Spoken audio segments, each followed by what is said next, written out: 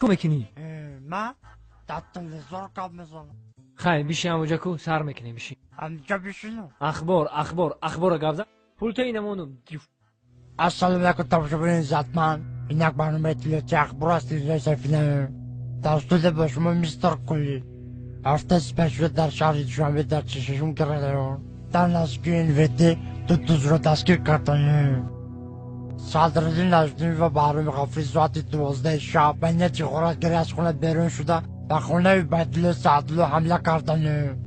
عبیدالله سعدلو در حالت مست خواب بوده. از کاسه عبیدالله سعدلو 180 درم، از درون شوفانیر عبیدالله سعدلو چیزهای قیمت بها، دو فیلم میکا، دو پرکالو، دو پچکه چای، دو پرنسکی و دو ترکانی خونه را زیر کرده گریختند.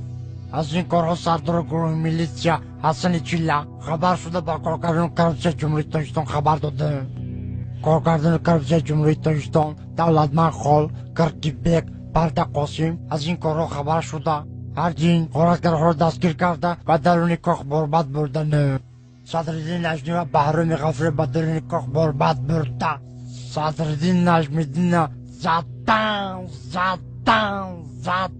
تو با قدم خدا و اس میکنی. ای رو تسیا کدامی ژورنالیست دروغ میگه؟ ای تو در تلویزیون گپ زدستی تو رو تمام جهان تماشا میکنه. تو دروغ میگی؟ تو رو خلق میدونی چیکار میکنه؟ سنگ شپت میکنه. نخود ژورنالیست دروغ بگه. چه دارو بزنی؟ او تو فالبینی دروغ گفته استی.